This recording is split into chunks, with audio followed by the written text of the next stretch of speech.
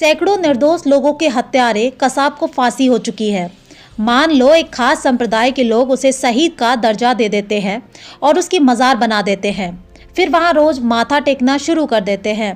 10 से 15 साल बाद भीड़ को देखते हुए हिंदू भी वहां माथा टेकने लग जाते हैं और 30 से 35 साल बाद वो मजार कसाब बाबा की मजार के नाम से प्रचलित हो जाती है। प्रतिदिन सैकड़ों हिंदू आते हैं, माथा टेकते हैं, मन्नतें मांगते हैं। 60 से 65 साल बाद लोग कसाब का इतिहास भुला चुके होते हैं और तब कई तरह की अफवाहें फैलाई जा चुकी होती हैं कि कसाब तो राम के अवतार थे, फलाना थे, ढिमका थे, उन्होंने ये चमत्कार किए थे। और एक दिन कोई संत कसाब की पूजा करने को गलत बता देता है, उसे राम कृष्ण शिवजी आदि के साथ जोड़ने का विरोध कर देता है और तब मूर्ख हिंदू बिना संत की बात सुने, बिना कसाब बाबा की मजार का इतिहास पढ़े उस संत के पुतले फूंकने लगते हैं। क्या कहेंगे आप इस पर? ऊपर बताई हर एक बात आपको काल्पनिक लग रही होगी, लेकिन आगे की वीडियो में जब आप सच्चाई सुनेंगे तो शायद कल्पना की दुनिया से जरूर बाहर आएंगे।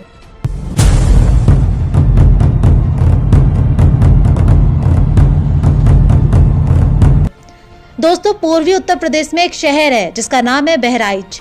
बहराइच में हिंदू समाज का सबसे मुख्य पूजा स्थल है गाजी बाबा की मजार।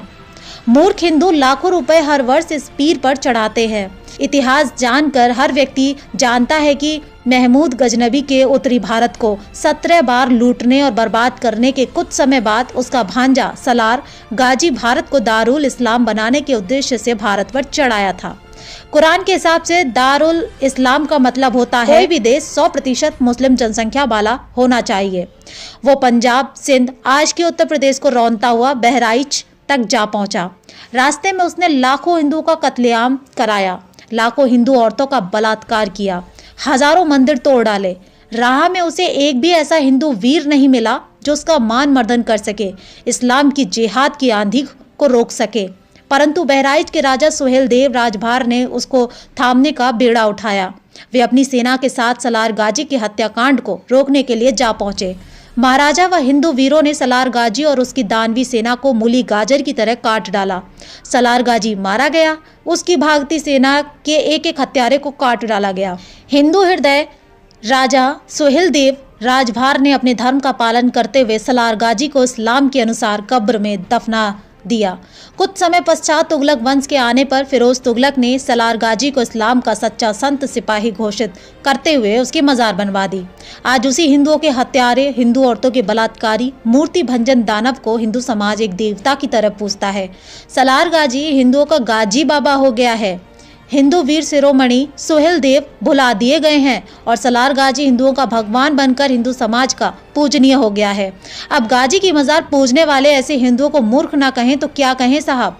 ऐसे ही अजमेर में मोइनुद्दीन चिश्ती की दरगाह है, जिसकी मदद से ही मोहम्मद गौरी भारत आया था और पहले शरण देने के लिए पृथ्वीराज सिंह चौहान की पत्नी और बेटियों को धोखे से बुलवाया और फिर उसे मोहम्मद गौरी के सैनिकों के हवाले कर उनका बलात्कार होने दिया। बाद में उस चिश्ती को पृथ्वीराज सिंह चौहान की उन दोनों बेटियों ने उसकी हत्या कर अपने माता पिता की हत्या का बदला लिया। हालांकि बाद में उन्हें भी अपनी जान से हाथ धोना पड़ा।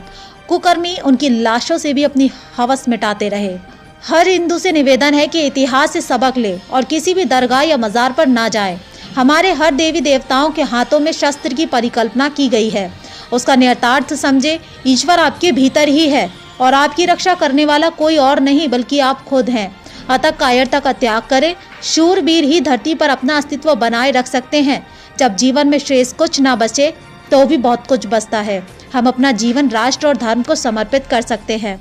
आपके बच्चे भले ही आपकी बात ना माने, लेकिन हो सकता है कि किसी को आपके विचार जरूर अच्छे लगे। फिर मिलूंगे एक और ऐसी वीडियो के साथ। तब तक के लिए जय हिंद, जय श्री राम, वंदे मातरम।